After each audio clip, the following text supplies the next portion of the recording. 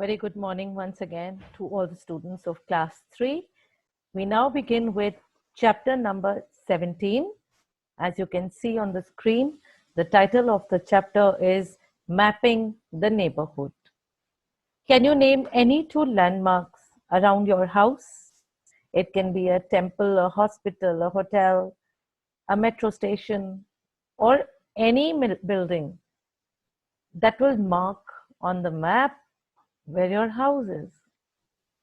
Or can you explain to someone how to reach a nearby destination like a bus stand or a post office from your house? Well, this is what we are going to understand and learn today. We are going to touch upon the subtopics, which are directions, sketch, symbols, plans, and maps. So, children, let us get started with our topic. To go somewhere, we need to know the directions. On the way to school, we may come across some turns like right or left. We may also pass some very important buildings or places. By keeping in mind the directions and these landmarks, such as the post office or the letterbox or a big tree, a temple, a park, or a particular house or a milk booth, we are able to remember our way to the school. We must know the correct words in case we are telling somebody the way to post office or to the bus stand or from our house. We learn the meaning of the words left and right, front and behind from experience. The same words can be replaced by the words used for directions. So first, we are going to begin with the topic of directions. I want all of you to look at your books and look at the diagram or the figure given on the screen. As you can see, we know that the sun rises in the east. If we face the rising sun, we are facing towards east. West will become our backside.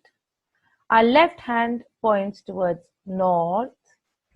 Our right hand points towards south. And you can see that skull is facing the sun. So if this is east, this becomes west, this becomes north, and this becomes south. A compass is an instrument that is used to find directions. It has a magnetized needle which swings freely and points to the north. A sketch is a rough drawing of a place. It is not made with exact measurements. It uses signs and symbols instead of pictures.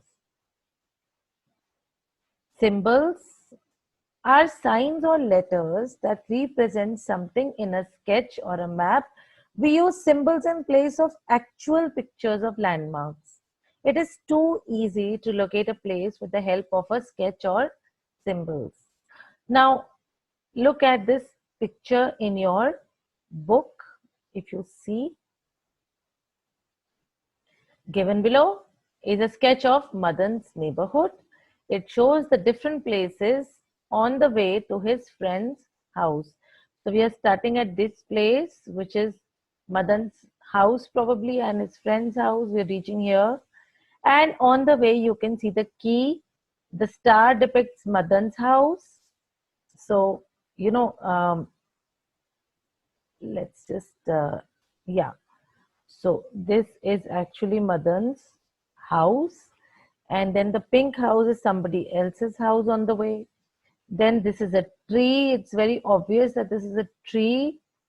Then you have a hand pump, okay, where you can pump and take out water. Then you have a park. See, this is the sign of a park. Then you have a well. Here you have a well. Then you have a bus stop. It's given by this yellow rectangle. you have the post office, you have the hospital, a shop, then again there is this tree. Finally, you come to the friend's house. So you can see how the symbols are able to give the directions a meaning and are able to make us come on the right path in a better way. Okay, now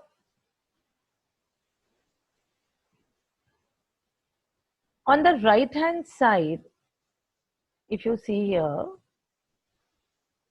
was the list of symbols which is called a key. So actually, I can say here, I can, mark it for you. So this is called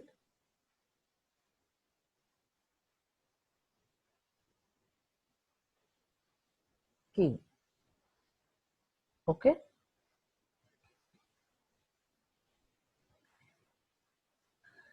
Let us now talk about plans. Look at your book. Sometimes the details of a particular area can be shown on a paper or on any flat surface.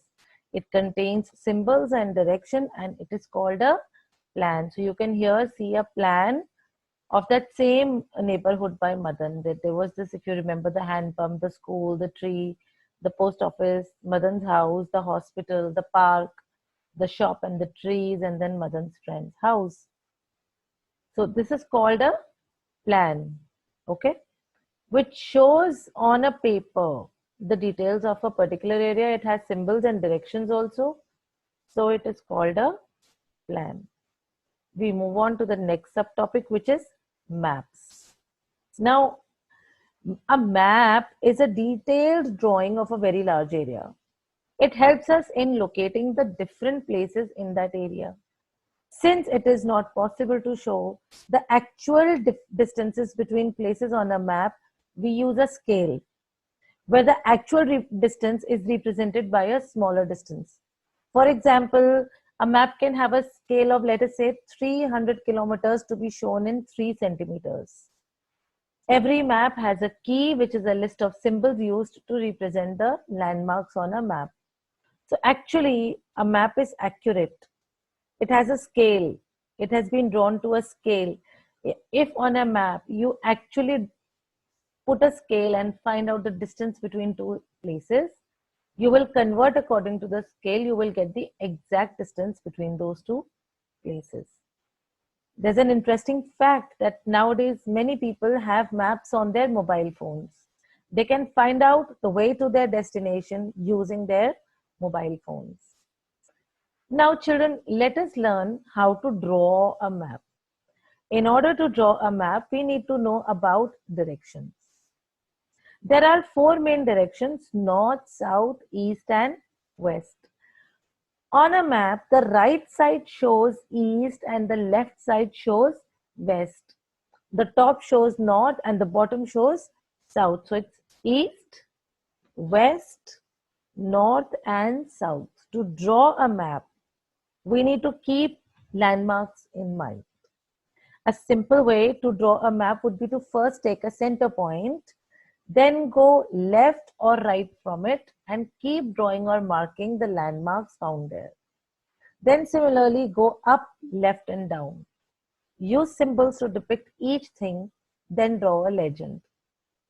Children, maps are of a great use to us. To the pilots, to the sailors, maps are the greatest guides. They come to know about their position in air and how far spread the ocean is by looking at the maps. We will never lose our way if we learn how to read directions and maps correctly. Let us quickly recall the chapter that we have just done. To go somewhere, we need to know the directions to that place. There are 4 main directions: east, west, north, and south. A landmark is a building or a feature. With the help of this, we can locate a place easily. A sketch is a rough drawing of a place. Symbols are signs or letters that represent something. A map is a detailed drawing of a large area. With this, I come to the end of this chapter. Hope you do not have any problems in understanding maps, directions, plans, and sketches. Have a good day till we meet again for the next chapter of EVS. Thank you and have a nice day.